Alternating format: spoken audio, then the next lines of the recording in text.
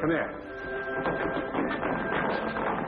They all stand here, and no hissing allowed. What is America to me? A name, a map, or a flag I see, a certain word, democracy. He was another film he did. His peasant father said, "Chico, look," as they're coming in to see the Statue of Liberty. And his father said, "Look at that. That's the greatest light since the Star of Bethlehem. That's the light of freedom. Remember that, freedom." And he came in here to America, and Frank Capra wrote and produced films that are lasting. We remember his films and their upbeat nature of all of them. Just fantastic films. Well, if I threw out names to you,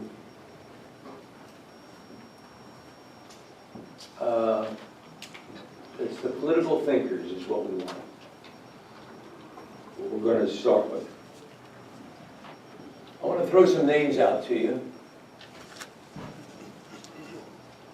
Who's this?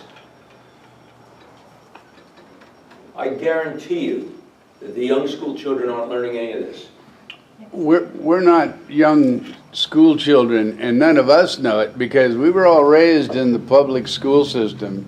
So we have a good excuse for not knowing any of these names you're going to put up there, okay? Well, you may know some of them. Yeah, maybe. I'm not going to discount. But the question is, if you, who are very interested, the people that are in here are interested in this, what I'm going to be talking about, we want people in here that are kind of on the cusp, that need to hear this message. But if you, who are interested, don't know this, then the Republic is in some trouble. Because this is important, and I'll go through this. See, the Founding Fathers put all this together. It wasn't just a matter of, we want budgets that balance. That wasn't what they were putting. That was self-evident. That wasn't any question. But how did they put this philosophy together?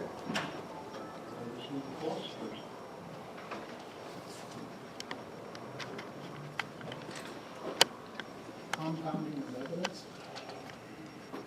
Well, we're going to go into what they actually did. Because I don't think many people... See, the problem what we have with the Founding Fathers is we don't know what they did. We don't know what the success formula was. Well, you may think you know.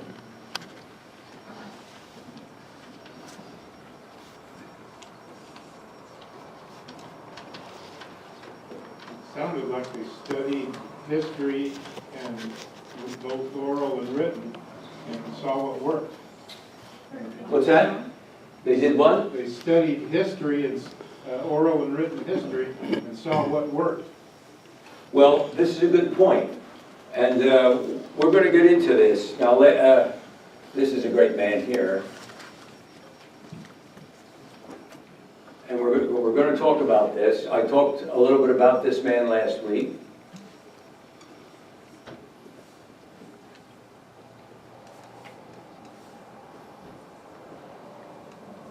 All right, now, let's go into this.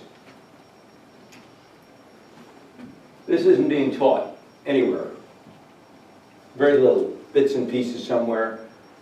This is part of the success formula. Who's Polybius? Philosopher. No? Who said that? You? He was what? A Greek philosopher or historian. That's it, Greek historian.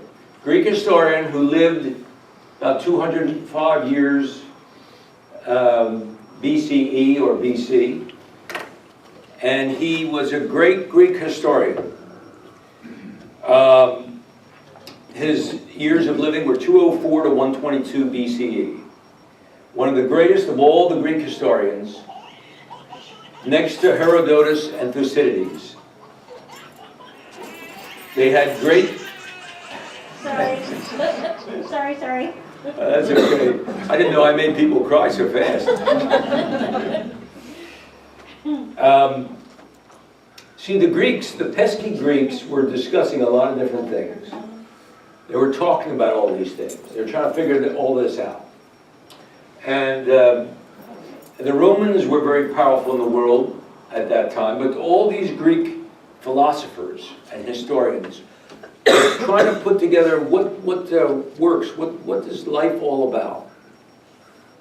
And of course, Alexander swooped down and he just about conquered the whole world. He got caught in Afghanistan. All of a sudden, he died at 33. And Philip followed him, Philip of Macedon. But all these Greeks were debating these things.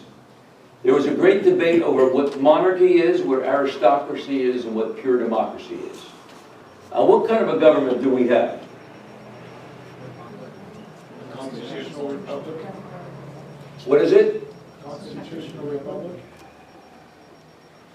It's a constitutional democratic republic.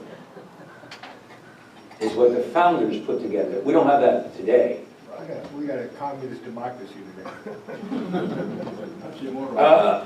Not yet. You haven't been in the We're, system. I haven't been in Get where? involved in the system to find out.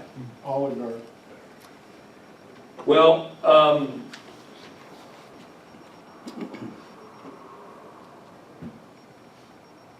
democracy is the worst form of government. One of the worst forms. So is communism. Communism is a terrible form. Any ism is. Right, most isms are. But democracy is in none of our founding documents. That word isn't used. In the Federalist Papers, how many of you have read this? You read it? All of it? Most of it. Most of it. What didn't you read? I skipped through some of the different chapters and I That would were- come back to it. That were boring. I'm on my way. though. You're on your way, because there's 85 of them. There's 85 of these. And if you carefully go through it, underline when you can, write in the margins. If you read it out loud, that's the best way to understand it, really. But if you don't, that's okay, too. But you have to read this to know what the Constitution means. You don't have to guess. See, we're talking about these things today, but we're just throwing things out. And they're talking about the Supreme Court now. I teach a whole course on the history of the Supreme Court. It takes me 6 lessons 4 times. We go through the whole history of it. And boy, I'll tell you, that causes a lot of angst, particularly where I've taught it down in Ashland and other places. I remember one day I taught it down in Eugene, and I thought they were going to hang me in effigy. It was just terrible. You don't know what you're talking about. You don't know you don't know this. You don't know that. It's very stark. Today we're talking about the Supreme Court, where they want to put in what's his name, Garrick Merrick, and all of a sudden the president is saying, well, the Constitution says this, so I have to do this. Well, the understanding is, in the last year, most presidents that I know of in my lifetime have never put this in. But in the Constitution, the Senate has a very specific authority to do what? What is the Senate? Now, the Senate is Article 1, because you're talking about the legislature. There's a very specific article in there that says what the Senate's responsibility is: to advise and consent. That's up to the Senate. They can do whatever they want. There's no... The founders left it open so that people could be free to decide. They had specifics in there that you could or could not do. But the Senate's role is to advise and consent. The president can, if he wants to go against tradition and institutions, he can go right ahead and do that and cause all kinds of friction. But the Senate doesn't have to do anything. It's up to them. And now it becomes very political because, see, in the old days, everybody was looking at the Constitution. Everybody was trying to figure out, what does this mean? What does it say? See, the Constitution is a skeleton. The meat and bones was put on the Constitution when and where? Where were the meat and bones put on? It was a what, Gary? Oh, I saw your lips move. Where? Continental Convention? Well, the ratification conventions. That's where the meat and potatoes was put on the whole thing. Here's what it means. By the way, judicial review was never, absolutely not discussed. That's a chimera. It was not discussed. We've gone far, far away. In a court case, the jury is supposed to decide between fact and law. Always was that way until 1895, where there was a case that overthrew the whole works. We've come far, far away because the people have we've gotten kind of flabby mentally. Madison says, happily for America. 14th Federalist. Happily we trust for the whole human race. By the way, do you think Madison knows what he's talking about? Do you think Madison knows more than senators in the United States Senate today? Senators in the United States Senate today have gone far, far away. Doesn't matter which party. The money involved. See, the founders used to appoint senators. We don't do that anymore because in 1913 we said, well, we need to have a 17th Amendment because we're going to reform that and we're going to let the senators be elected just like the lower house. It's worked out very poorly. 17th Amendment needs to be repealed. But you've got to have the American people on board. Let the state legislatures appoint those senators. That takes a lot of the money out, plus, what does it put in? There's a bonus there. It puts in states' rights. That's what you want. That's what we've been fighting for. Now we've got the Frankenstein, because we've let that thing go. The states are where the power is. You really want Salem to do that? Yeah, I agree with that. Look. They couldn't do any worse. Salem, or Olympia, or Sacramento, or Manchester, that at least you can knock on your representative's door and say, look, I don't like what you're doing here. Right now, you can't do any of that. You're not going to go to Washington, D.C. It costs too much. And if you go to a town meeting and you ask a couple questions, they'll answer it in a political sense, and that's the end of it. Right. It's much better to have local control, like Rob was saying. Much better for the people. This is, the Founding Fathers, that's why Patrick Henry didn't even want to, he didn't even come to the Constitutional Convention. He was a delegate, he never came. He said, I smelt a rat. And the reason he didn't come is because he said, why? He said, Virginia is my country, states' rights. I'm afraid that central government over there, I'm afraid what they're going to come out with. They came out with a great plan. But we've lost the plan. We've got to get back to it. Madison said, happily for America, we trust for the whole human race. They, and he was the linchpin of it all, but he was very self-effacing. They, not him, they pursued a new and more noble course. They accomplished a revolution which has no parallel in the annals of human society. And he would know because he was sent 200 books by one of the greatest men ever in this country that ever walked on God's green earth in this country, named Thomas Jefferson. Sent him 200 books from France, and Madison read every single one of them. In 1784, Madison got the books. Jefferson was a minister in France at that time. He read them, took him a couple of years, he was ready. He was ready. And so he could write, has no parallel in the annals of human society, what we did, what they did. He doesn't even count himself in there. He says what they did. They reeled their fabrics of governments which have no model on the face of the globe. They formed the design of a great confederacy, not a democracy. They didn't form they knew that democracy was not a good form of government. And why isn't it? Fail. Well, yes, but why else? What is democracy? It ignores the individual. Well, you don't ignore the individual, you got the individual in there, but how? Mob rule. Well, he said mob rule, that will happen. But what's wrong with democracy? What's the problem with it? The Greeks tried it. The Athenians tried it. What's wrong with it? Well, eventually you get more takers than givers.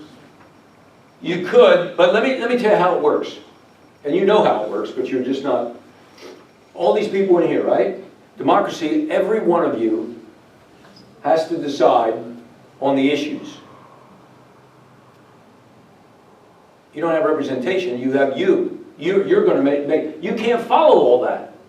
There's no way you can follow, you can't follow every issue in Salem right now.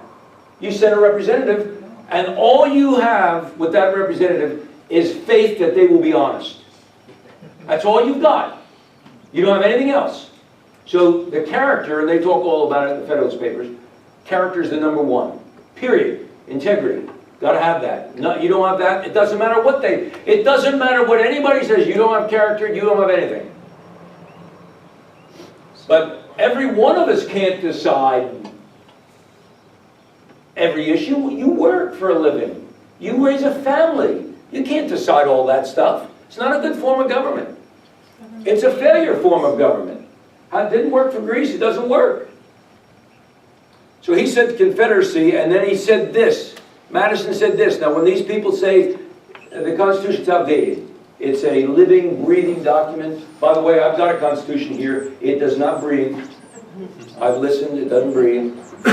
It's not living. It's papers put together. Wasn't that recently defined, like Oregon's Constitution has always been a living document, that means it can be changed at will. You have to When amend. did the U.S. Constitution become that type of living document? It became a living document when three groups of people thought it was no good anymore. It was outdated. And they are the academicians, the industrialists, and the radicals. And they came in, they started to get this way in the late 1800s. Can you define that first word that you said? I don't know what it means by active.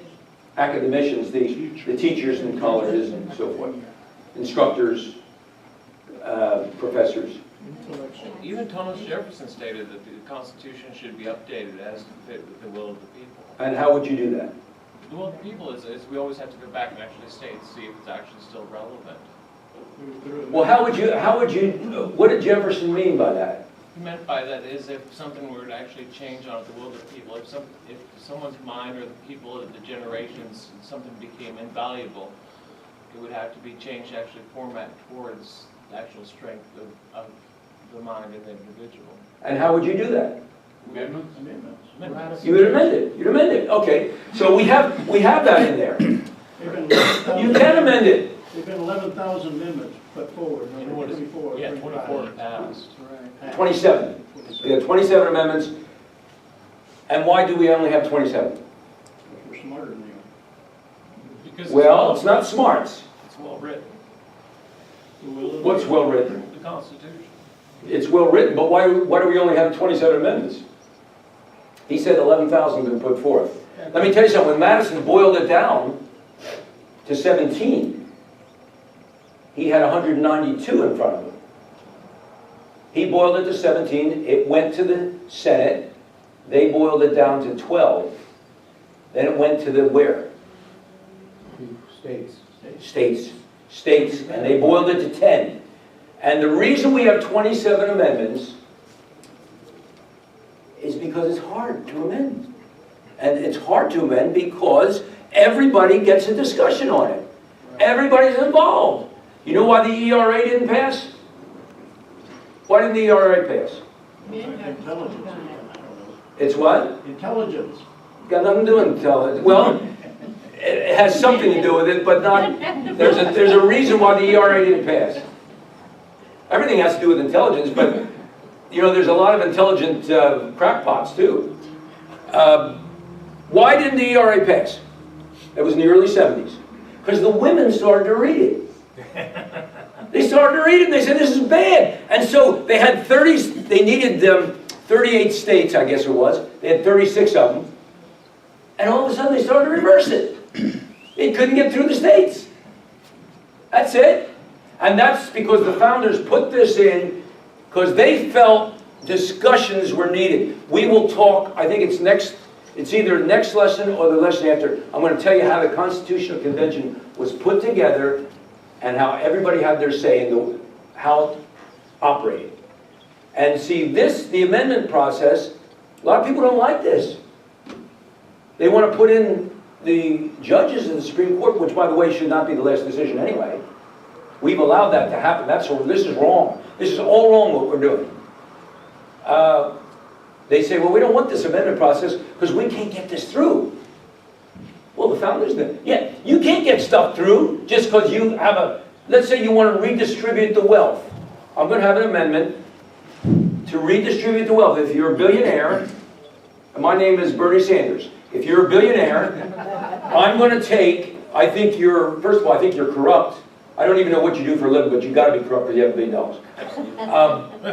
I'm going to pass an amendment that the first $500 million that you make, you get taxed 90% on it. All right? Okay, you want to pass that? Get support for it. Well, he sends it out to the states, and lo and behold, he sends it out to Connecticut, and they say, this idea is crackpot, we're not going to do anything about it. They just let it lay there in the Rules Committee. He can't get it through. And that's what the founders' brilliance was. Discuss it out. Have the discussion, not sound bites, not emotions, discussions. Let everybody have their say, and then if you can get it through, fine. If you can't get it through, you have to have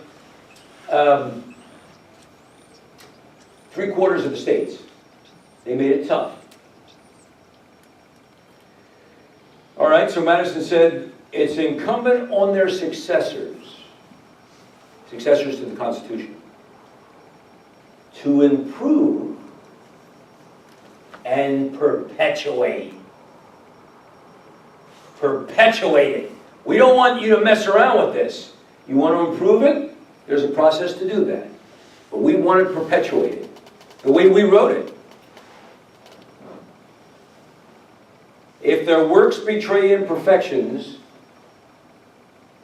we wonder at the fewness of them. Amazing what happened. We're going to talk about the Constitutional Convention. I don't know if you know that whole story. But it is an absolute 150% miracle that we got the Constitution. I'm telling you right now. It is an absolute, when you get 50, 60, 40 men or women in a room trying to make a decision on this is, and to get majorities, get them to sign it. Very difficult. Benjamin Franklin went up, the old man, I'll tell you, Madison wrote in his notes, the old man wept. He went up, he made this speech at the last, and he said, I don't agree with everything here, but I count my infallibilities and know that I've got imperfections as well. I'm going to sign this because it's the best we can do, and I don't think we can do any better than this. I'll tell you all the stories. It's an amazing, and they weren't done. You had to ratify. This was a great thing. And when you see the lesson next week on Washington, you'll understand that nobody's ever done what Washington did. It's the only one. The only one in history. You said men and women. We can count the women out. They didn't get a chance. but men sitting down, did it take strong leadership? Because I read that those conventions were very rowdy. Well, first of all, you're talking about the Constitution Convention when there was no women, but I said men and women. I was using a pejorative, Metaphor, right. saying that if you get strong leadership, whether it's men or women in a room or together or whatever, to decide on something like this, it is very, very difficult. Very, very All difficult. lay personalities, huh? Well, in the Constitution Convention, there was just about fisticuffs. I'll tell you the story next time. All right, so let's talk about Polybius. Because if you go to 7-Eleven and ask somebody who Polybius was, they're not gonna know. But the founders knew who Polybius was. He was a great historian. He wrote 40 books of history. 40 books. Now I've got a book that's written. It's taken me 8 years to write it. It's not published yet. It's almost 800 pages and it's got over 1,700 footnotes. It takes a lot of effort. That's one book. This man wrote 40 books. Polybius looked at all three forms of government and knew that each on their own would degenerate if not controlled with checks and balances. You've got to have checks. You've got to have that little friction there. See, the legislature has to be jealous of their role. And they're the strong. That's the strongest role. Article 1 is the strongest. That's where the power is, legislature. Article 2 is executive, very little power. Original. What's that? Original. Right. Now we have Well, I'm going by the Constitution. I'm not going by what's happened today. Because this isn't right, what's happened. And the fruits of it are showing everywhere. People think the country's almost gone. They're scared to death. They think the country's gone. They can't believe the budget. They can't believe our foreign affairs. They can't believe we gave $150 billion to a terrorist nation. We can't believe we even discussed anything with them. Trust factor is a little... They think the country is going under. Their children are not getting history.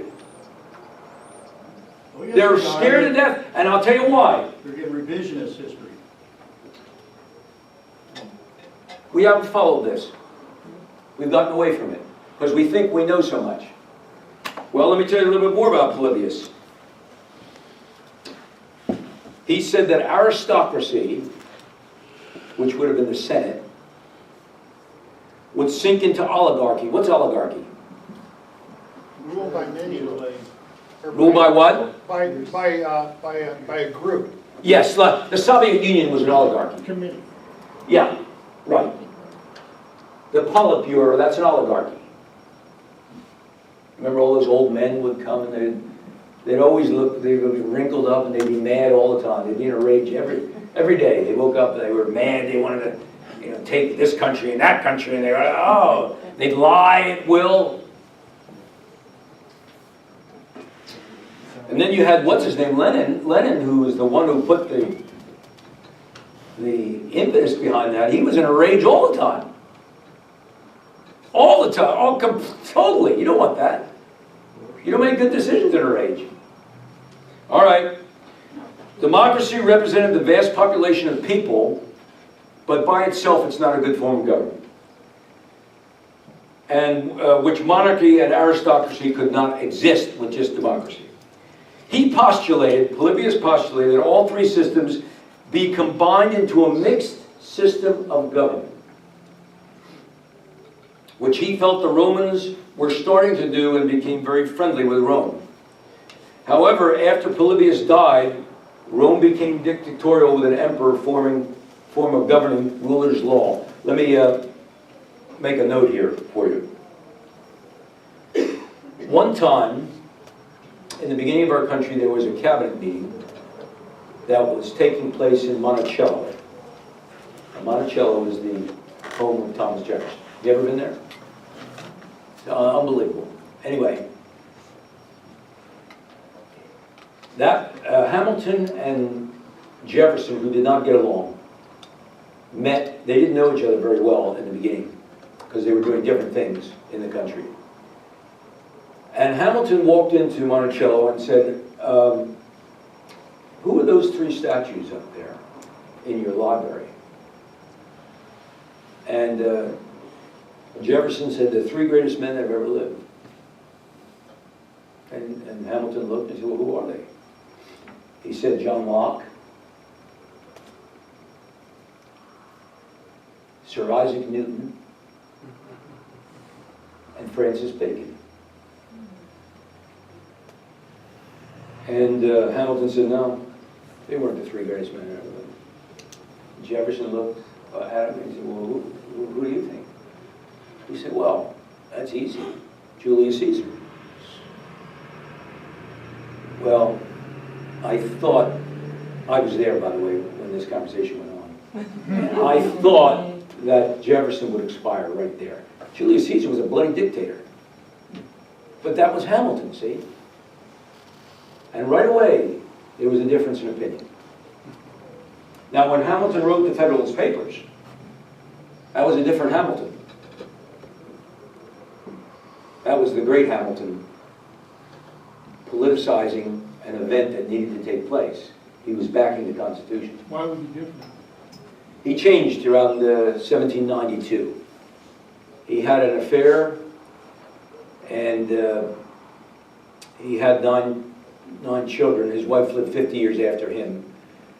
But he changed, and I would suggest, without going into detail on it, read the book Hamilton by Ron Chernow. Chernow's a very good writer. He's also written a book called Washington, which is a great book too. He was there also. What's that? He was there too, right? Chernow was there, yeah, he was there with me. All right. First person. Polybius visualized the monarch as the executive,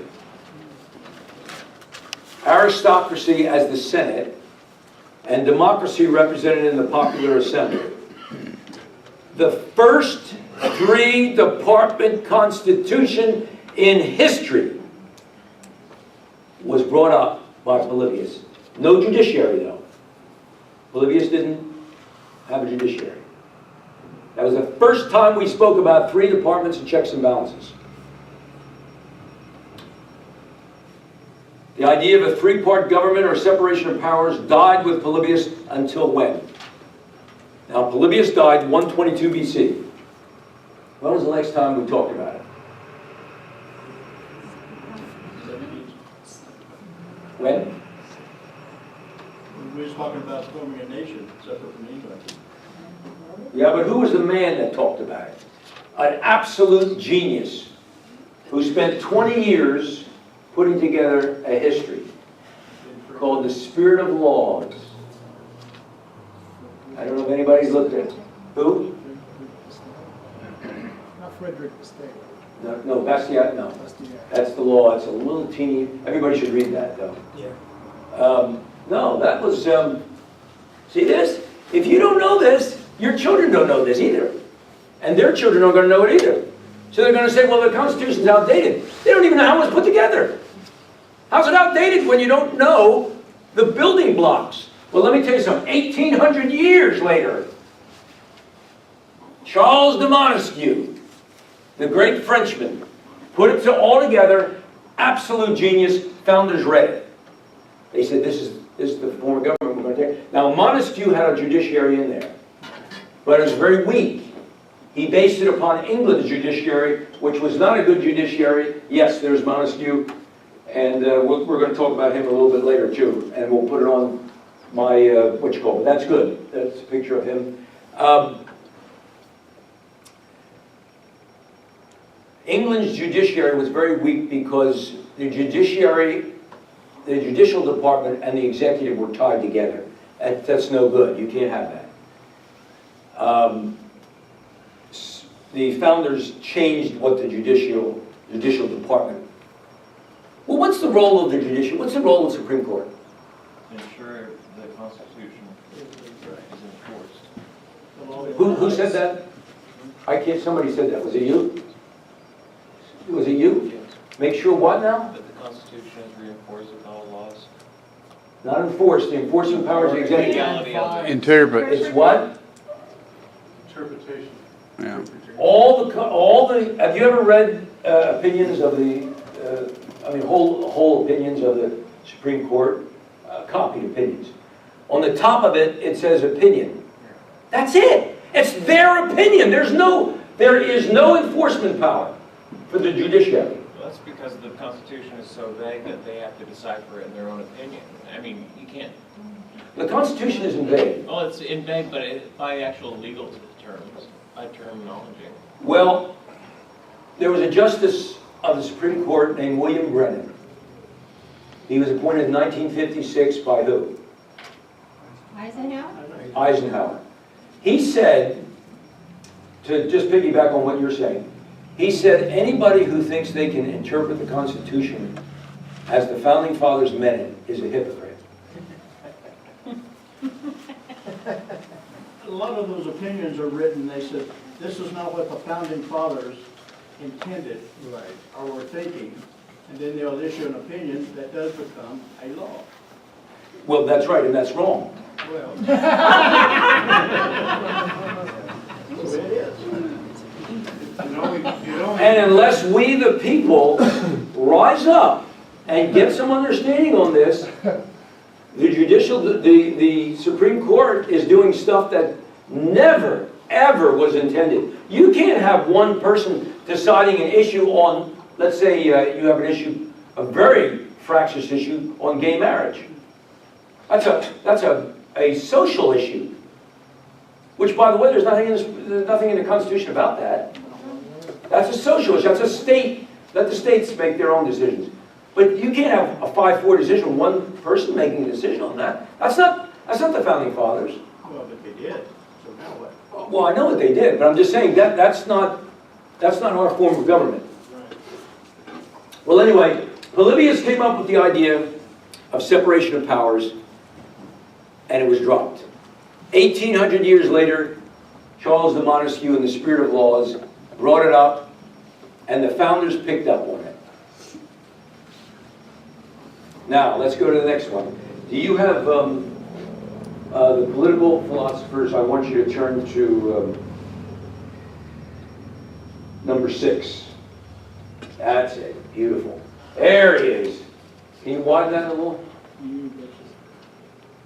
There he is. Well, who's this guy? Who's this? It's Julius Caesar. It's Cicero. No. No, not Caesar. Opposite of Caesar. Yeah. Cicero was assassinated. Are you strong enough to be assassinated for your beliefs? There's a few in America that are. Do you get a choice? No, I mean here, in this class. Do you get a choice? Yeah, if you always have a choice, you could just roll over. What's that? He asked if you have a choice. I said, you always have a choice, you could just roll over. Oh, you could. I'm not gonna roll One of the over. reasons that the senators, they go back there, and you say to yourself, well, how come nothing's done? Well, because you're sitting in large committees, and what are you going to do? If you're there for 6 years, you're going to stand up every single day. You're going to get the scowls of other senators around. You got to live in that town. Your wife is there, your children. It takes a lot. You have to have an iron rod up your spine. Well, this man had an iron rod up his spine. He played an active role in Roman politics as a statesman and a political philosopher. There's his years. He went against Caesar in the Senate. Cicero was assassinated. He wrote extensively about the importance of civic virtue. Now, the main thing that he did that the founders really picked up on was natural law. What is natural law? We have a Supreme Court justice who went in front of the absolutely pompous Senate Judiciary Committee in 1991. And they asked him a series of questions. And one of the questions was, what is your belief on the Constitution? Well, I believe in natural law. And he was vilified for it. Completely vilified. And his name was? Day. Who? Day. I can't hear you. Who? Is it John Day? John Day?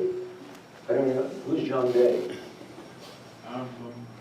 Now, this is Supreme Court No need. It's a nominating committee for the Supreme Court.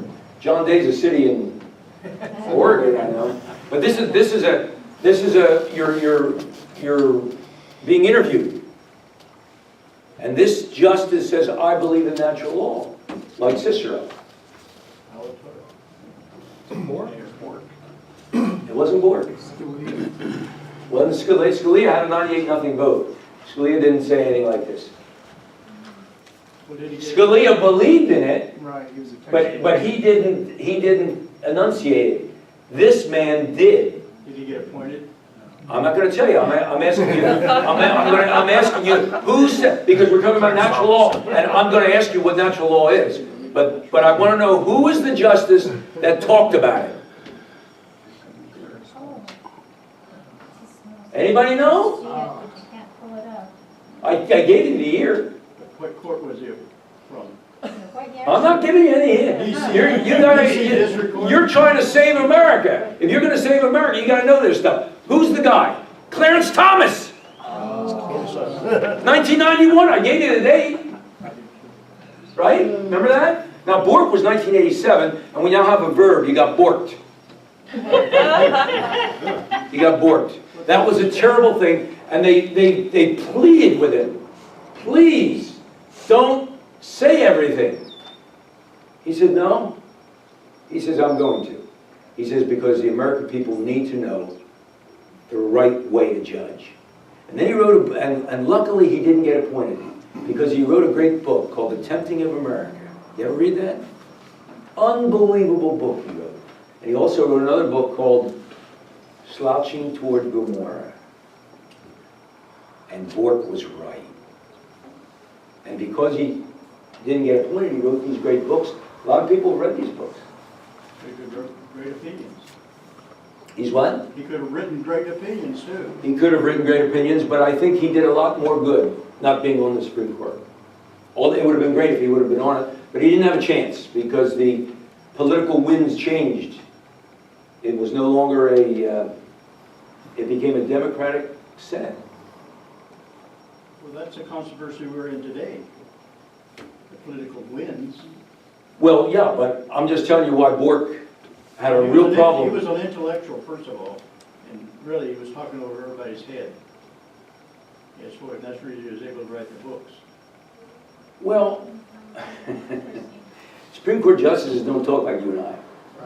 No. They don't talk like you and I. But anyway, okay, what's natural law? It's Laws of the universe and God.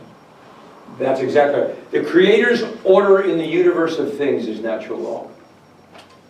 There's an order of things in the universe. Our founding fathers all believed in that. They all believed in that. They all believed in it. It was an amazing thing. They'd read the same books, too. They were amazed. You know, they're from South Carolina, North Carolina, Delaware, up in Massachusetts. They've all read these books. It was really an amazing thing. God gives man the ability to read. Now, this is Cicero. Okay? Founders studied Cicero. Are these young people studying Cicero tonight? No. If you ask them who Cicero is, they'll say, oh, that's a great dance step. God gives man the ability to reason and have common sense by which to live and solve problems. The reasoning of the mind in its natural state will help determine right conduct with the Supreme Being. You like that? Cicero was talking like this. In 106 to 43 BCE is when he lived. True law is right reason in agreement with nature. He didn't believe, Cicero did not believe that, just like Rob was talking about Bastiat in a little teeny book called The Law. Cicero did not believe if just because a legislature passes legislation to make something a law doesn't mean it's a law. Because a law, according to Cicero, has to be in agreement with the Supreme Being, with right conduct. True law is right reason in agreement with nature, unchanging and everlasting, and to tamper with its operations is a detriment and will corrupt the order of things. So you start tampering with with true law or natural law, which is the Creator's order of things in the universe, thou shalt not kill, thou shalt not steal, thou shalt not covet, thou shalt not commit adultery. You start tampering with those are some natural laws. There's natural laws in economics. Adam Smith discovered them. There's natural laws in all over the universe. We have 4 seasons. If those seasons were reversed, you wouldn't think it was right. Well, they blame it on mankind. Aren't they reversed when you go to the southern hemisphere? Don't you just start at the other end? Well, but you always know, if you're in a certain area of the world, you know when fall is going to be, you know when the summer is going to be, and when, you know. Sure blew it It's not usually, I wish it would stop raining. I'm from Florence, you know, and every day rain, rain, rain, doesn't stop. But I think it will.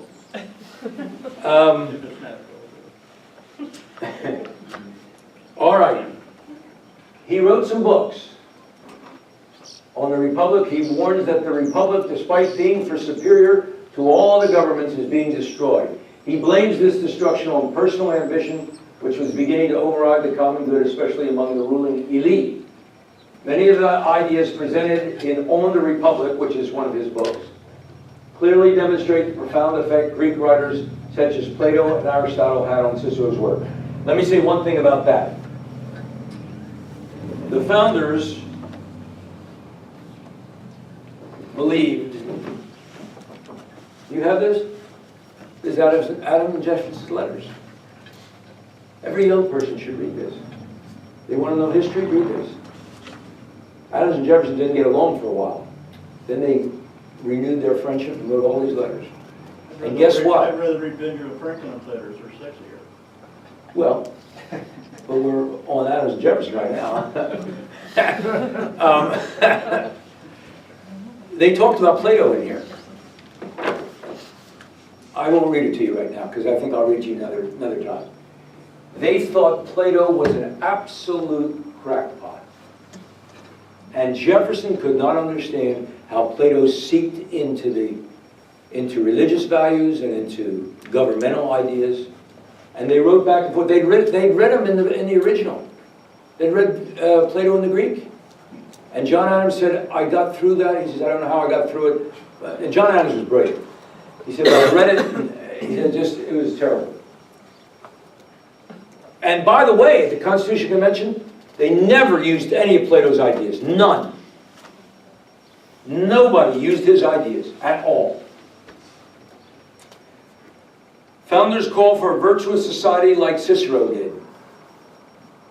Benjamin Franklin said, here's your buddy Franklin, only a virtuous people are capable of freedom.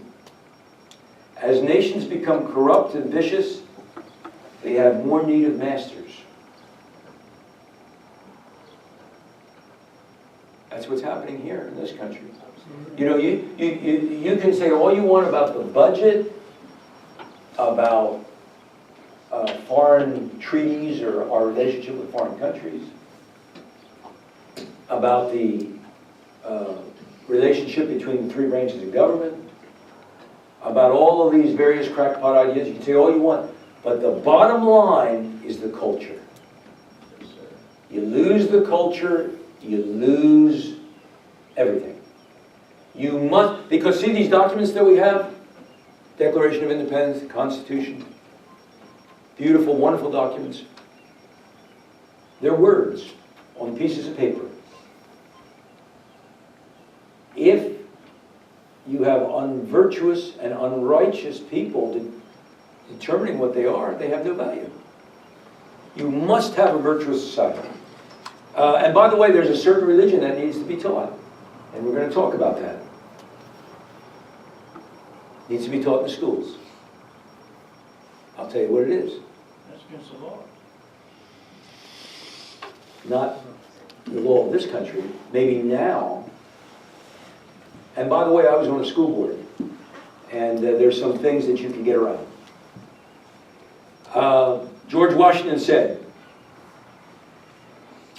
he praised the Constitution as the palladium of human rights, but also pointed out that it could survive only so long as there shall remain any virtue in the body of the people.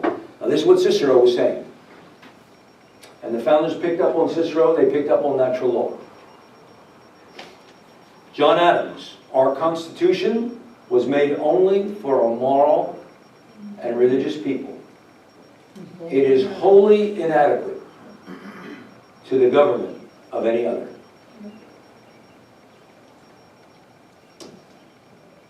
Sam Adams, who we don't talk about very much, but it was Sam Adams who had the foresight. 13 years before it even happened, we have to have a revolution and we have to go to war. Sam Adams. Have you seen the HBO special on John Adams? Yeah. Okay. Sam Adams is the father of what? It doesn't mention it in there. Free enterprise? No. No, I would say the father of free enterprise is this man right here. I didn't bring his book this week. I wouldn't say that. Well, you're not teaching the class. I am. There's the father of free enterprise. What's Sam Adams the father of? The revolution. Yes, he's the father of the revolution. That's Sam Adams. Great man. He taught John Adams a whole heck of a lot. All right, he said the sum of all is, here's Sam Adams. If we would most truly enjoy the gift of heaven, let us become a virtuous people. Then shall we both deserve and enjoy it. While on the other hand, if we are universally vicious and debauched in our manners, though the form of our Constitution carries the face of the most exalted freedom, we shall in reality be the most abject slaves. You don't hear much about what the Constitution actually is about anymore. You don't hear a lot about that. We had a candidate for president who was talking about it a lot, but he wasn't very successful. He wasn't very photogenic, and he had a kind of a sarcastic personality. But he was talking about the Constitution, and he was right. Who was it? Nixon. It was Paul. It was Rand Paul. Rand Paul was it. He ran this time. He was talking about the Constitution a lot. He would talk about it in gold and deaf ears. You have to have the right messenger. The message, you have to have both. Right. You can't just, you got to have both. We were lucky, we had a president that was really a great man. Turns out that he was maybe the greatest president in our lifetime. He could do both. You have to have both. Thomas Jefferson. Thomas Jefferson wouldn't get elected today. He spoke very softly. You couldn't hear him. You had to strain to hear him. Madison, the same thing. Jefferson said, virtue is not hereditary. Here's a great man. I'll tell you, there's nobody like him. He's vilified today in sound bites. They were accepting a history book in the Medford schools. I wasn't on their school board. I was on a school board before I got to Medford. And I'm very particular about what they put in the history book. So I read the thing. I found out that I read more than the school board members didn't read it. And so I went up there and gave a long testimony. And Jefferson in that history book is absolutely torn apart. And I said, and part of my comments were, these are lies. You're teaching all these kids lies about Jefferson was one of the, when you think about what you believe, it's Jefferson. That's the crux of what you believe. And he's the man who brought out what we believe in. As great as Washington was, Washington wasn't the philosopher. After after you win the war, you gotta have something. You have to have something there. When you win the war, you gotta win the peace too. We were very fortunate. We did both. Now we're giving the whole thing away because we haven't learned this. We haven't studied this. And the best way to study is self-study, because in the schools you're going to have to defumigate after you get out of those classes. I was on a school board in Federal Way, Washington, and there were 5 members. Here you have 7. And one of the members was polar opposite of me on our belief system, and she was a wonderful woman.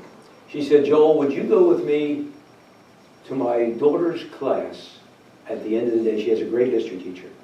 I said, "Well, I know who that history teacher is because I tried to get him fired." She said, "Oh, no, he's great." I said, "Yeah, I'll go with you, Holly." She said, "My daughter's in there." So we went to the class. And that day they were teaching the Constitutional Convention. And he had a certain way of presenting it. Well, after the class, Holly came up to me and said, "Wasn't that great?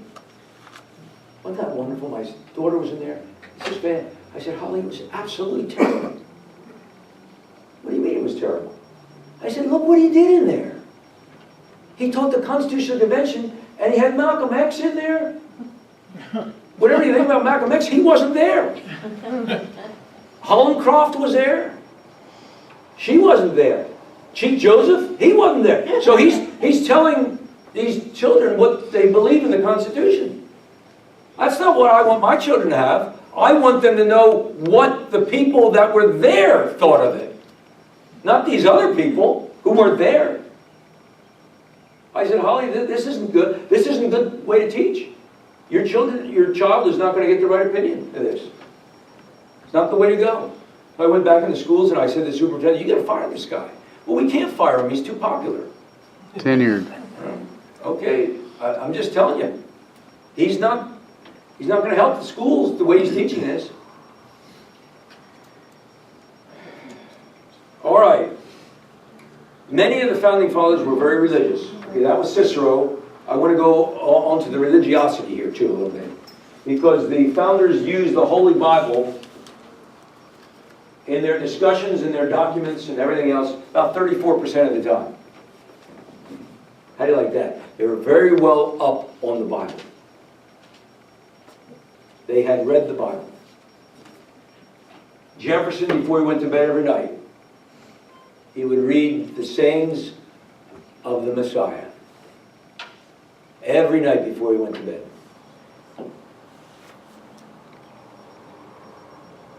Many religious founders. Benjamin Rush, who's he? Who's Benjamin Rush? Here's a great man. Signed the Declaration of Independence. He was really, we have a doctor in attendance. He was really the first one who was really in the medical field that was pushing medicine in this country. A great physician. Signed the Declaration of Independence. He became a go-between between Adams and Jefferson. But he was a very religious man. He wrote a book on reading the Bible in schools. By the way, the first Bible in America was 1782, after what great event happened in 1781? Motels were established. Motels? Yeah, so they have. Motels. Now, there's a bright guy. This guy's a legend in his own mind.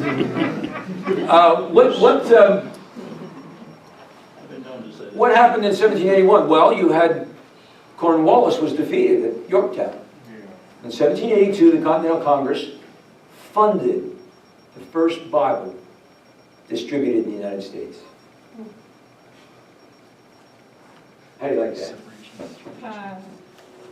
We talk about separation of church and state. That has no meaning. There is no, by the way, there is no such expression in the Constitution. That's a letter from Jefferson to the Anglo Baptists. Anyway, all right. Then we got James Wilson. I've talked about him constantly in this class. He wrote the first law book in America based on divine law of the Bible. Fisher Ames. Fisher Ames is responsible for the First Amendment. He's a congressman who primarily helped shape the First Amendment. One of the Bible taught in all schools.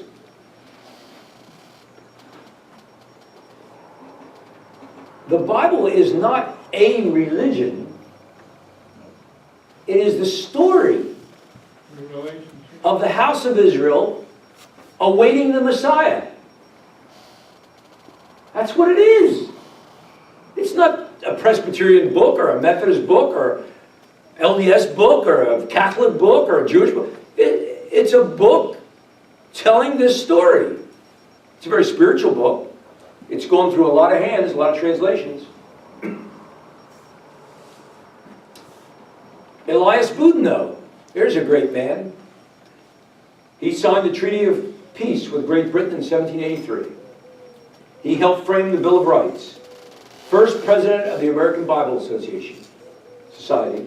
First Bible printed in America, I told you, 1782, by a unanimous vote of the Continental Congress. They funded it. Patrick Henry said this: the Bible is a book worth more than all the other books ever written. Founders' religious beliefs. All right, now this is what they want to taught in schools. Benjamin Franklin, in a letter to Ezra Stiles, president of Yale University, said, here's my creed. All right? And this is what the founders wanted taught. Number one. And by the way, it was being taught. It was being taught.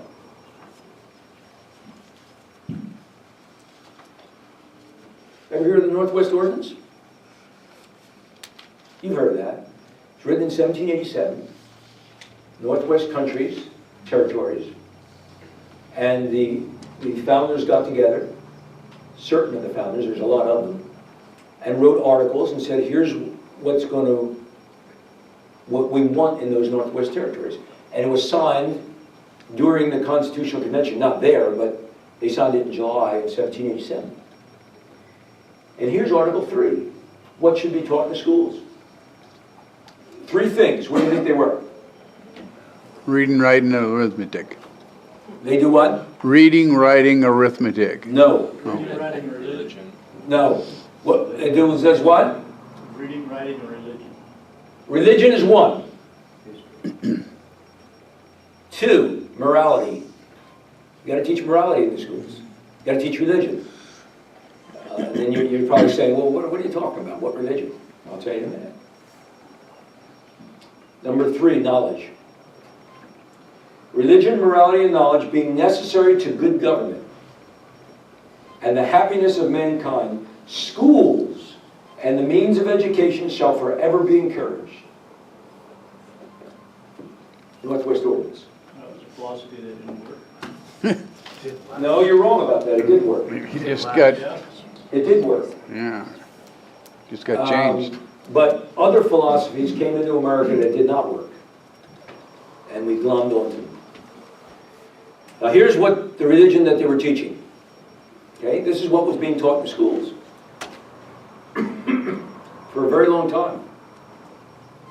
Number 1, we believe in one God, the creator of the universe. And what's wrong with that, teaching that in school? 2, God governs the universe by his providence. Number 3, he ought to be worshipped. God should be worshipped. That's giving God our respect for everything that he's done, including our own lives. You didn't create yourself. I'm going to tell you about John Locke. John Locke proved through his brain that there was a God. And he said atheism is irrational. We'll talk about John Locke. When do you hear this story? Number 4, the most acceptable service to render to God is in doing good to his other children. 5, the soul of man is immortal. And number 6, the soul will be treated with justice in another life, respecting its conduct in this life. These I take to be the fundamental points in all sound religion. The founders thought that atheism was unsound. They did not consider atheism a religion.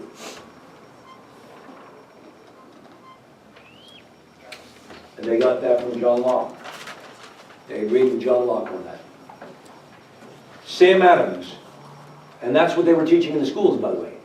Those points. That was the religion they were teaching. All religions believe in that. Sam Adams said the religion of America is the religion of all mankind. John Adams, the great principles on which America has been founded. Thomas Jefferson, the principles in which God has united us all. The ones I just read. I read you the Northwest Ordinance. All right. Now, we're going to go into Montesquieu. And I want to get into Locke. I have to get into Locke. You've got to hear John Locke. But here's Montesquieu, and we want to turn to Rob, number 26 in the Political Thinkers. There he is. He has that big Roman nose, you know. He's a Frenchman. He believed that the English government was the best example of the separation of powers. Hey, I want to tell you something. The colonists had a pretty good deal under England. England was the greatest government in the world. They had 400 ships. Those 400 ships floated into America's New York harbor, and we had a rubber ducky. That was it.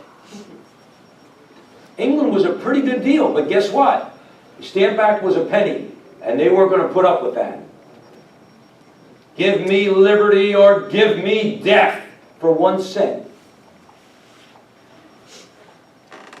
We're $100 to $200 trillion in debt now. I'm teaching, we're talking about these great principles, but we don't get people listening to this. This was an amazing group of men and women. Because the women had to raise all the children while these men were out gallivanting and forming a country and fighting. You had women fighting too. Molly Pitcher was out there fighting. Montesquieu was an influential French philosopher. Voltaire was too. There was others. Rousseau was a crackpot. Absolute crackpot, and he's the one that Europe glommed onto. Never got married. He had 5 children from, they had more than 5 children. They had 5 different women with all these affairs he had, and then he put them all out for adoption. And Voltaire was an atheist. Voltaire was an atheist. He's a brilliant man, but he was an atheist. And truth be known, so was Paine. Right. Thomas Paine was too. Age of Reason. Age of Reason. On the Spirit of Laws, 1748, he compared different European governments and argued that the best government had a separation of powers. Now, Jeremiah, 17th chapter of Jeremiah, says you've got to have the separation of powers. He doesn't say separation of powers, but he said man is human and needs to be checked.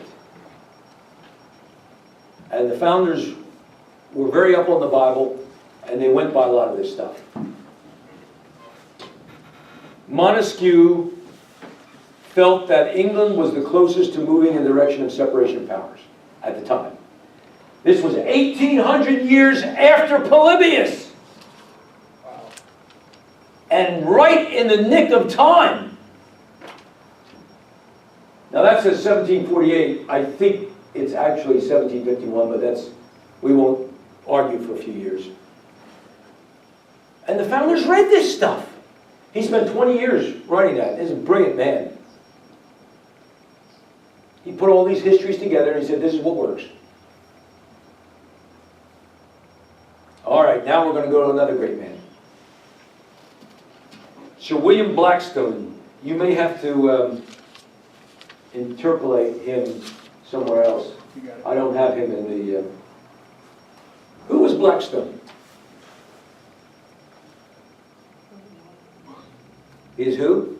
He wrote law books, didn't He did write law books. He was an English jurist who wrote the law based on natural law. And guess what? He wrote 4 volumes. He was elected to Parliament. He was educated at Oxford, became a professor of law there. The founders had read Blackstone. And for many years, when you went to law school, Blackstone. Until they threw him out. He wrote the Commentaries on the Laws of England, 4 volumes in 1765.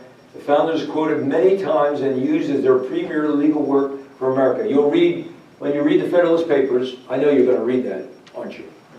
When you read the Federalist Papers, you'll see Blackstone is quoted in there, mentioned. Now, I want to tell you a little story about Blackstone. Oh, let me say this first.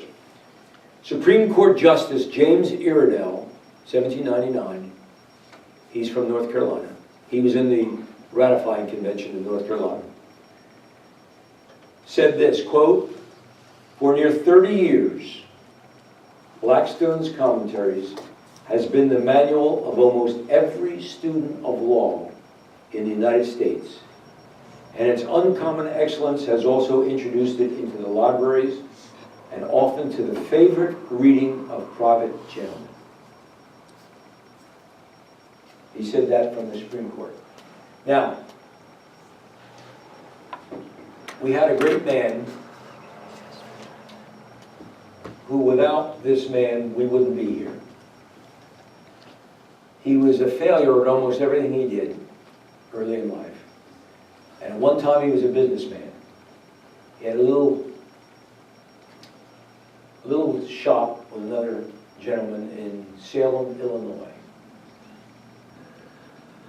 And one day, and this man had a really big heart. Matter of fact, his heart was sometimes bigger than his head. Man came in and said, "I need some of your dry goods, but I don't have any money. All I can offer you is this barrel with some goods in it." And Abraham Lincoln said, "I'll take the barrel." And he gave him the goods. That's why he went bankrupt, by the way. Well, one day he was looking through the barrel, and all these blankets were there. He said, "Oh, this is nice. Maybe I can use some of these blankets." On the bottom of the barrel were these books. 4 volumes of Blackstone. Lincoln read all of them. Became President of the United States and saved the Union. Now you might say, "Yeah, but I don't like Lincoln because habeas corpus. I don't like what he did over here. He put reporters in jail and he did this and he started the war." And, keep quiet. He saved the nation. He saved the republic. He saved it so we could have the Constitution. He read Blackstone. That's how important Blackstone is. Now we're reading, we have a Supreme Court Justice today, went over to South Africa. And they asked her, they said, "We really like your Constitution. Can you help us to follow it?" She said, "No. Said, the Constitution is outdated now and needs to be changed. I wouldn't recommend it." And Ruth Bader Ginsburg has a very important voice on the Supreme Court. But they're bringing in all kinds of law from different countries which have nothing to do with us. So that's Blackstone. Now, let's get into Locke. Who's John Locke? Anybody know? You've all heard of him, I'm sure. He does what? Is he an author? You can turn to, I want you to go to, I think it's 20, 21, and 22. 24. Oh, no, 23 to 25, yes. 23 to 25. There he is. There's this great man. Oh, I want to tell you, the founders really loved John Locke. John Locke not only believed in natural law, but said man is in a state of nature. Great philosopher. Lived from 1632 to 1704. He fled England. They wanted to behead him, but he got out of there. His friend Algernon Sidney, who said there is no divine right of kings, got beheaded. Locke escaped. He was an Englishman. He was a political philosopher. He was a theologian, educator, diplomat, son of English gentry. Entered Christ Church College of Oxford University in 1652. Received a bachelor's degree in 1656. Like Algernon Sidney. Remember Algernon Sidney? I talked about him a couple of weeks ago. Founders had read his discourse on government. Have you looked at Algernon Sidney's discourse on government?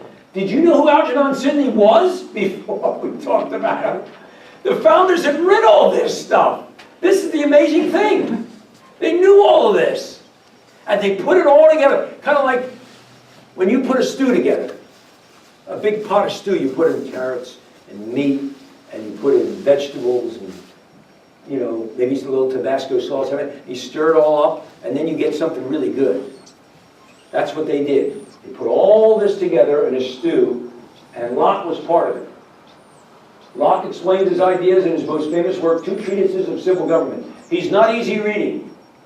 He's not reading for the faint-hearted. Now, I have a question for you. Did you talk to your brain this morning? Did you? What did it say? It said I'm not keeping up, if you really want to know. You're not keeping up. I'm not keeping up with it. Give me a keeping up. Okay. Anybody else talk to their brain this morning? You did. Yeah, one of my minds says it's time to get up, the other one says no, it's time to stay asleep. Time to go back to sleep. Well, Locke would talk to his brain. He talked to his brain. He said, brain, is there a supreme being? I'm not sure. So then he said, let me try to figure this out. This is John Locke. He said, there's a clock over here.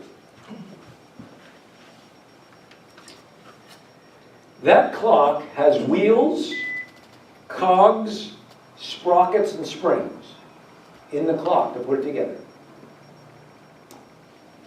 Now, even with the force of galaxies expanding, stars falling, the North Sea surging, and volcanoes erupting,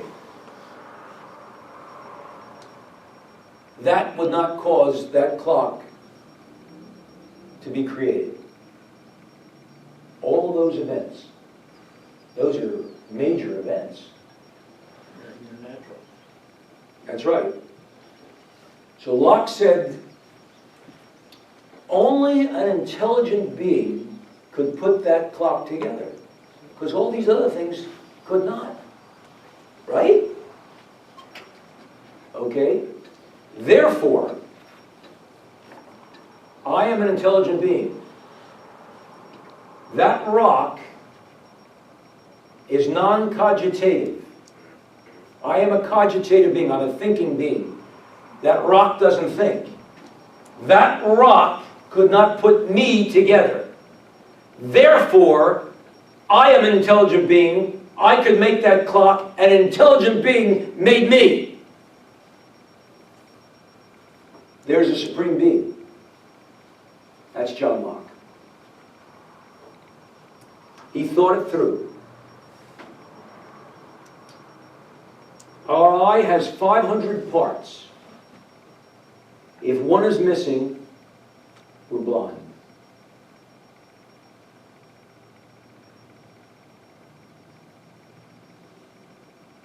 Locke said atheism is irrational because when you talk to your brain, it makes no sense. So when the founders talked about sound religion, they did not accept atheism. They thought that was unsound because they believed there was a creator. And Locke proved it. You see how that works? Do you follow that, what he did there? Now, we talked about Adam Smith a lot last week. I want you to know that Adam Smith believed in natural law as well, but he believed it in economics. There was a natural way of carrying out economic interchange and arrangements. If you interfered with that natural flow, it caused dislocation. Free trade has been a mantra in the country for a long time, but we've never really practiced it in the true sense. Even in the beginning of the country, we practiced tariffs, very high tariffs, and in the beginning it was acceptable because we didn't have an economy really, so we had to protect our own industry. But as time went along, there was debates about different kinds of tariffs and what we were going to do. The best way to do this, it would take a very courageous legislature or Congress to do it. But the best way to do it is to drop all tariffs completely. Allow free trade to come to our shores. And you say, yeah, but we lose jobs. Well, a lot of these other countries would see that they were subsidizing, their taxpayers were subsidizing our low-priced goods, and they would start to drop their tariffs. See, Hong Kong doesn't have tariffs. They don't have any. You start to get that engine going, I'll tell you, that thing started to really go in the late 1800s. This country was built in the late 1800s. Whether you agree with everything or not is another story. We can have that debate. But the truth of the matter is, America was built in the late 1800s.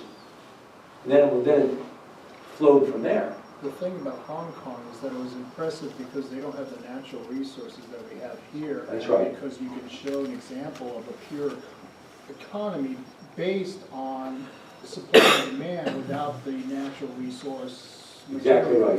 to fuel it, which is what they think is doing now, which is not true. You can have an economy without the natural resources. You can have, well, Japan does too. Right. But we're not, we've gone to a point now, don't get me wrong, I'm for this idea. But unfortunately, we want to get back, we want to get to that idea, and to get there we have to do certain things that may not be palatable at this moment. You're not going to have we haven't had complete free trade. We don't do that. We have tariffs on everything. And it was, by the way, it was Grover Cleveland who was against it. He's a Democrat. That was one of the last great Democrats. He was a great president. You don't hear much about him. It was the Republicans who were for high tariffs. That was the big debate in the 1800s. Well, I want to show you something. Do you have, the founders used John Locke a lot in their debates in the Constitutional Convention. This was a great man. And he laid his ideas were not popular in his day. And the founders picked up on it about 100 years later. He's a great man, great philosopher, and believed that you needed very little government intervention. I want you to, I want Milton Friedman and Donahue on the, yes, Milton Friedman agreed. Now watch this. This is absolutely fabulous. And you can expand that too. See around the globe the maldistribution of wealth, the desperate plight of millions of people in underdeveloped countries. When you see so few haves and so many have-nots. This is amazing. When you see the greed and the concentration you guys hear that? of power, aren't you ever Did you ever have a moment of doubt about capitalism and whether greed's a good idea to run on? Well, first of all, tell me, is there some society you know that doesn't run on greed? Do you think Russia doesn't run on greed? Do you think China doesn't run on greed? What is greed? Of course, none of us are greedy. It's only the other fellow who's greedy. The world runs on individuals pursuing their self-interest. The great achievements of civilization have not come from government bureaucrats. Einstein didn't construct his theory under order from a bureaucrat. Henry Ford didn't revolutionize the automobile industry that way. In the only cases in which the masses have escaped from the kind of grinding poverty you're talking about, the only cases in recorded history are where they have had capitalism and largely free trade. If you want to know where the masses are worse off, it's exactly in the kinds of societies that depart from that. So that the record of history is absolutely crystal clear that there is no alternative way so far discovered of improving the lot of the ordinary people that can hold a candle to the productive activities that are unleashed by free enterprise. But it seems to reward not virtue as much as ability to manipulate the system. And what does reward virtue? You think a communist commissar rewards virtue? You think a Hitler rewards virtue? You think, excuse me, pardon me, do you think American presidents reward virtue? Do they choose their appointees on the basis of the virtue of the people appointed or on the basis of their political clout? Is it really true that political self-interest is nobler somehow than economic self-interest? You know, I think you're taking a lot of things for granted. And just tell me, where in the world you find these angels who are going to organize society for us? Well, I don't even trust you to do that. That's it. All right. I don't know if you could all hear that, but in 2 minutes, and I guess it's 2 minutes and 24 seconds, he just blows it right out of the water. Donahue had him on, you need to go Google, he had him on 2 different times, and they had this real great discussion. Milton Friedman was absolutely great in the way he taught. And he blows the idea of greed, what greed is, and what makes, what human beings do. Human beings are productively want their own self-interest. If you want to be a great teacher, you have the opportunity to do that. You want to be an industrialist, a doctor, a lawyer, a fireman, policeman, whatever you want to be. A great homemaker, whatever it is you want to be, you can be it. But everybody should be free to pursue their own interests as long as it's not unlawful or corrupt. Now, Adam Smith said in The Wealth of Nations, which we had last week, that there were 4 responsibilities of government, of the general government. He called it the general government. Today we would say the federal government. What are those 4 responsibilities? Defense. And they don't have much else. Safety. You have to give additional. Like maintain a military for safety. Well, military is an important, of course. Would enforced contracts be one of them? You have to be able to enforce, and that's your legal system. But he was talking about 4 other general things. That's a very good point. You have to have contractual arrangements, and you decide those in the courts. What else should the government do? Well, Protect the rights of the people? you're going to protect the rights, and what are those particular rights? Enforce the United States Constitution. Well, when Adam Smith wrote this, there was no United States Constitution. He wrote Wealth of Nations when? 1776. 1776. That's when the Wealth of Nations was written. Here's what he said. The federal government has a responsibility to to stop illegal force, which would be like the mafia. That's a role of the federal government. They have to stop fraud. That's a misrepresentation of an item. That's got to be stopped. What else? There's two other very important things. You'll be very surprised. The federal government has a responsibility to stop these other two things. And if you don't stop these other two things, you lose your society completely. The Constitution will be no. The Constitution is not a suicide pact. Does that have anything to do with borders? It's what? Borders? Well, you have to have borders, language, and culture. There's no question about that. That's kind of a self-evident fact. I guess for us nowadays, it's not as self-evident. Well, the two other things are this. In business operations, now, Smith was an economist. What in a business operation is a taboo that must be stopped by the federal government? Too much profit. Taxes. Too much profit? Monopoly. Are you sure you're in the right room? What do you call it when they join together to work against? Not taxes. Not taxes. You have to have taxes to run the society. Oh. Monopoly. Monopoly! That's what I was Monopoly! gonna say. Is that what you wanted? Yeah. You're late. I'm old. You're late. It takes longer. You're old. It's going That's no around. excuse. It's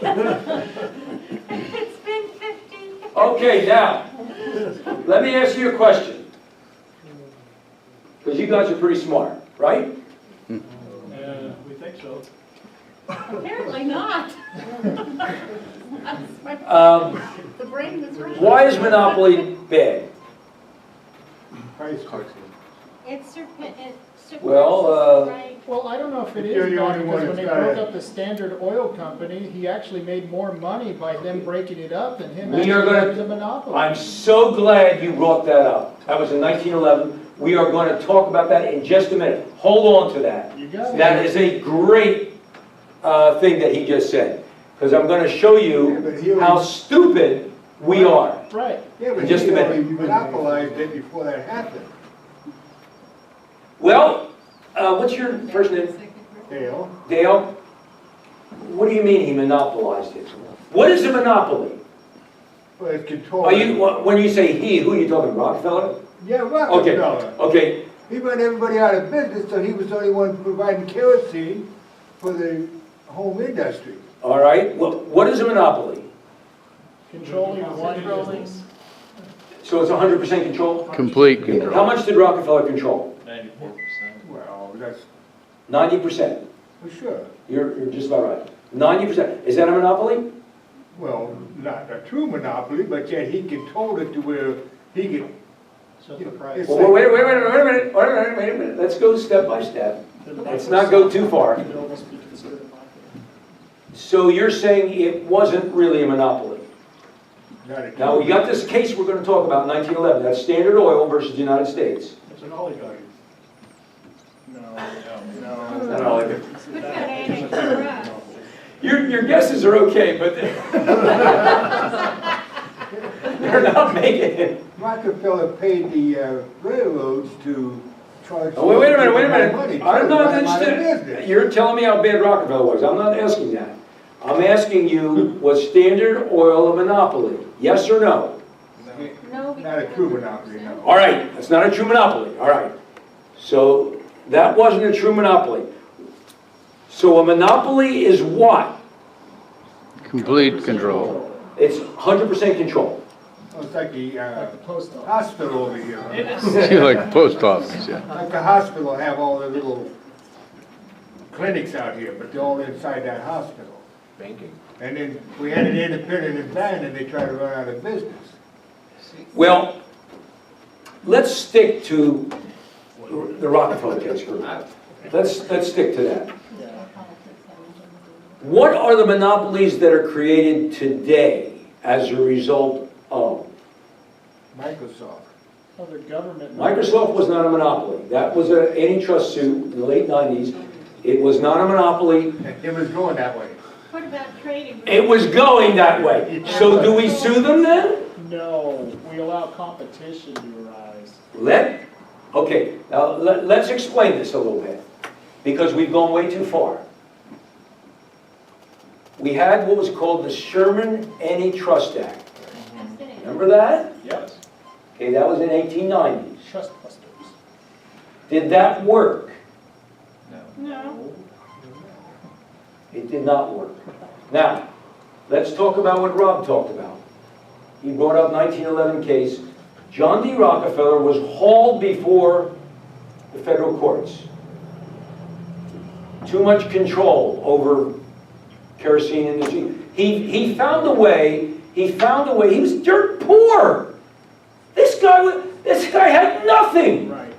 His father was a traveling salesman. He got drunk, he's gone. The guy came from nowhere and built this unbelievable thing. They had no income tax then.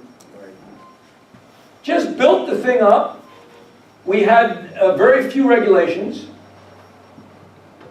1911, he was hauled before court, and he happened to be on the golf course. Now you need to read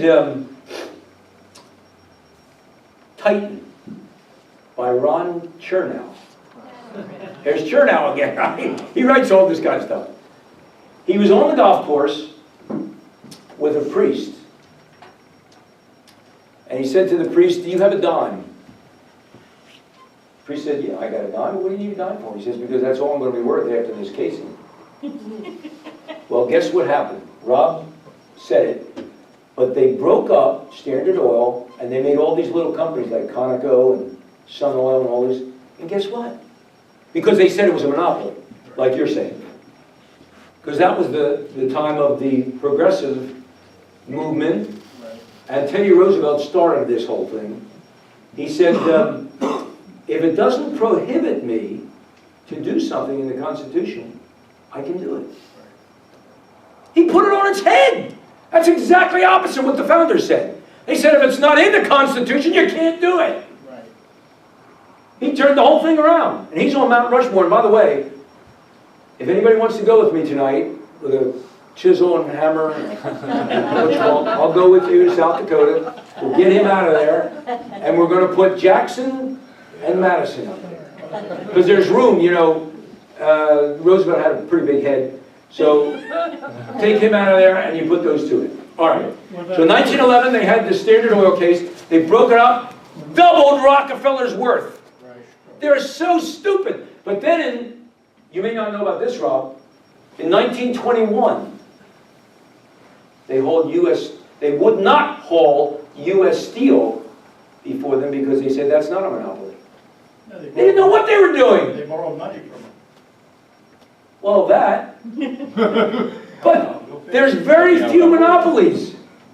Very few. You've got to be very careful. However, today there are monopolies, and what is causing the monopolies that we have today? The government. The government is giving steel tariffs